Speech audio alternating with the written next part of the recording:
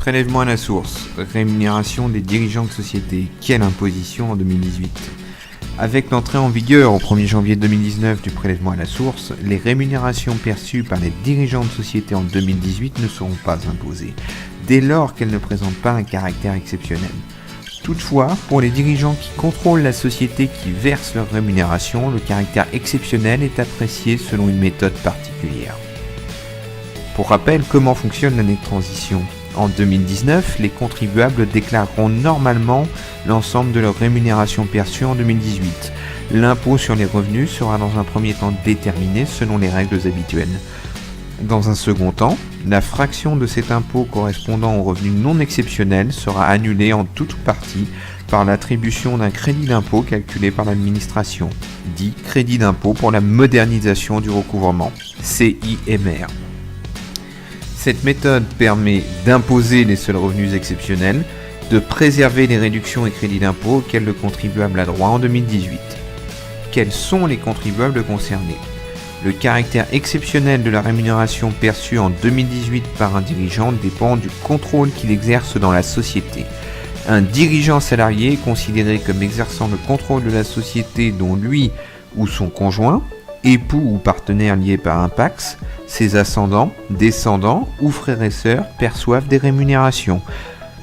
Lorsqu'il détient la majorité des droits de vote ou des droits dans les bénéfices sociaux de la société considérée, pour l'appréciation de cette condition, il est fait masse des droits de vote ou des droits dans les bénéfices de la société concernée, détenus directement ou indirectement par le contribuable, son conjoint, ou partenaire lié par un PACS, leurs ascendants, leurs descendants et leurs frères et sœurs. Ou, deuxième cas de figure, lorsqu'il exerce en fait le pouvoir de décision.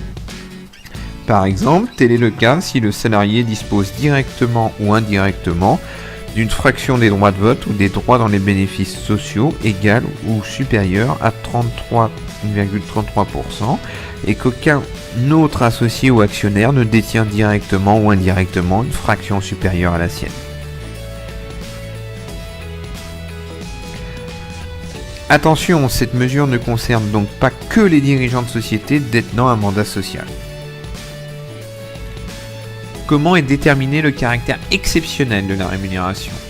Compte tenu du pouvoir de décision des dirigeants de société sur le montant de leur rémunération, le caractère non exceptionnel de ces dernières est apprécié en comparant celles perçues en 2018 à celles perçues en 2015, 2016 et 2017. Le montant de la rémunération perçue en 2018 est qualifié de rémunération non exceptionnelle à hauteur du montant le plus élevé des montants nets imposables au titre des années 2015, 2016 ou 2017 de cette même rémunération. Le surplus éventuel de la rémunération perçue en 2018 par rapport à la plus élevée des rémunérations perçues au titre de ces années est qualifié de revenu exceptionnel et est donc imposé. Par exemple, un salarié perçoit au titre de 2015, 2016, 2017 de la société qu'il contrôle les rémunérations suivantes. 60 000 € en 2015, 80 000 € en 2016, 70 000 € en 2017. En 2018, sa rémunération est de 90 000 €. Cette rémunération est donc non exceptionnelle à hauteur de 80 000 €.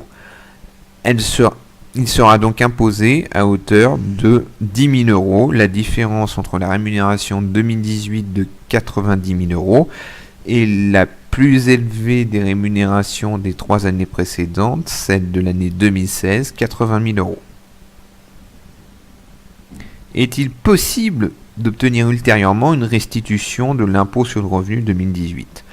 Lors de la liquidation en 2020 de l'impôt sur le revenu dû au titre de l'année 2019, le contribuable pourra demander, par voie de réclamation contentieuse, la restitution de tout ou partie de l'impôt sur le revenu 2018 qu'il aurait pu acquitter dans les 3 cas suivants. Lorsque le montant net imposable au titre de l'année 2019 des rémunérations perçues de la société contrôlée est supérieur ou égal au montant net imposable au titre de l'année 2018, lorsque le montant net imposable au titre de l'année 2019 des rémunérations perçues de la société contrôlée est inférieur au montant net imposable au titre de l'année 2018, mais supérieur au plus élevé des montants nets imposables au titre des années 2015, 2016 ou 2017.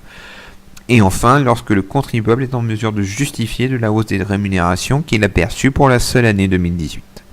Merci de votre attention.